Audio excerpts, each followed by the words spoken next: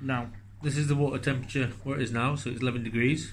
To set the temperature, literally pressing the warm button or the cool button. This is a TP400W. There is a TP400T, but the warm button is a temp. The difference is you've got an extra jet button with that. This is a warm button, so there's only one pump system. So this is a TP400W, the other one is a TP400T. Lights, press the light button. Every time you turn the lights on and off, you go to a different colour.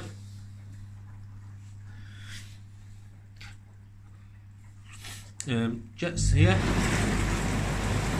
The air diverters,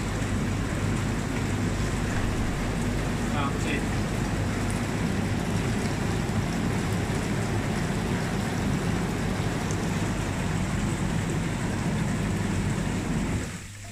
You can see each one has got a light underneath when it comes on.